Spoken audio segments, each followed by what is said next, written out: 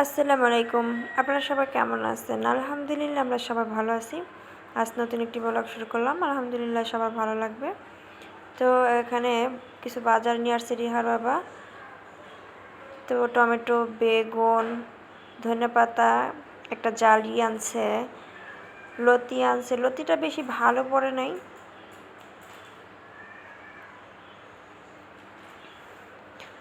বরবটি, বেগুন, ঝিঙ্গা, চিচিঙ্গা, আর এখানে আনছে লিচু।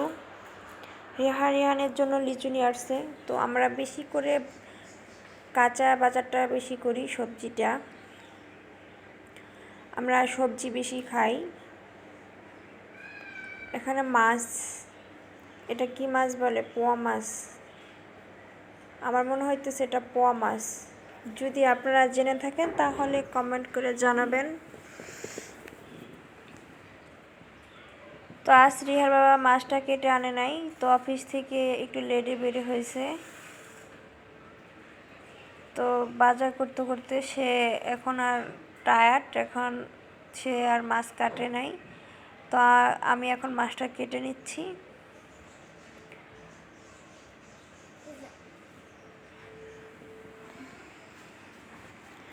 তো একটা মাছ আমি আস্ত রাখছি এটা ভেজে খাওয়ার জন্য। আমি এরকম বক্সে করে মাছ রেখে দিই ফ্রিজে, যাতে গন্ধটা না ছড়ায় অন্য খাবারে, বা ডিপেও রেখে দিই বক্সে করে আমি ম্যাক্সিমাম কিছু।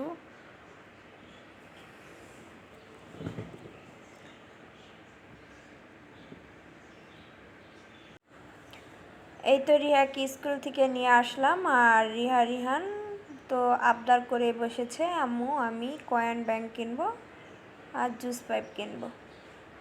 তো নিয়ে আসলাম। তো আমি নিয়ে আসছি তেঁতুল, লেবু, এই গরমে শরবত খাওয়ার জন্য লেবু নিয়ে আসছি। লেবু দিয়ে ডাল দিয়ে খেতে মজা হয়। তো এখানে টাকা রাখবে তারা দুজন, কয়েন ব্যাগ এখান দিয়ে টাকা রাখে। আর এটা হলো লক করার সিস্টেম, চাবি আছে, তালা আছে। জুস খাবে তারা, এজন্য জুস পাইপ নিবে। তেঁতুলের কোয়ালিটিটা ভালো ছিল। আপনাদের যাদের হাই প্রেশার তারা তেঁতুল রাখার চেষ্টা করবেন ঘরে। বিপদ আপদ বলা যায় না কখন যে আসে। তো আমি চেষ্টা করি সবসময় তেঁতুল রাখার জন্য ঘরে। রিহার বাবার হাই প্রেশার। তো এখন আমি মাছটা আগে থেকে ভিজিয়ে রেখেছিলাম, তো লবণ দিয়ে হলুদ মরিচ দিয়ে এখন আমি মাছটা মিক্স করব। সামান্য তেল দিয়ে দিব। আমি এভাবেই মাছ ভেজে থাকি, খুব মজা লাগে এভাবে আমার কাছে। তো আমি এখন মাছটা ফ্রাই করে নেব। মাছটা ফ্রাই হয়ে গেছে। এখন আমার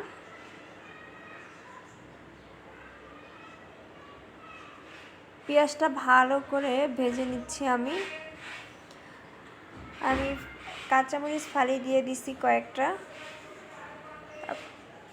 টমেটো কুচি দিয়ে দিছি 2টা, পরিমাণ মতো লবণ দিয়ে দিছি। এখন আমি ভালো করে এটা নেড়ে নেব।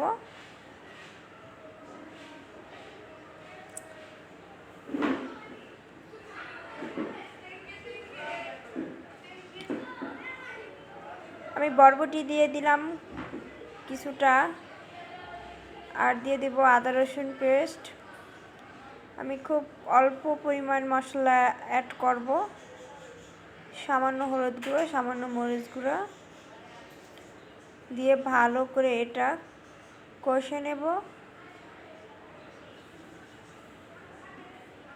এই তো আমার কষানো হয়ে গেছে। এখন আমি মাছটা দিয়ে দেব।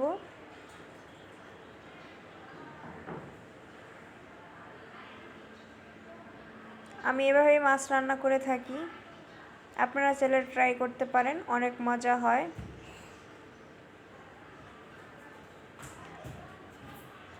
এখন আমি ঝোলের পানি অ্যাড করে দিছি সামান্য, বেশি দিই নাই, পরিমাণ মতো। আমি এখানে ঝোল রাখবো না বেশি।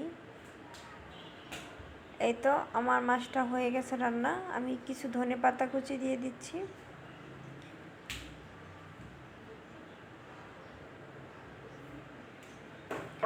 ভাজা জিরা গুঁড়া দিয়ে দিছি সামান্য।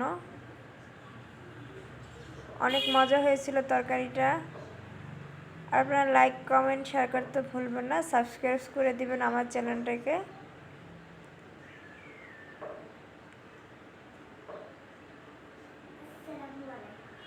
আজ এতটুকুই। আসসালামু আলাইকুম।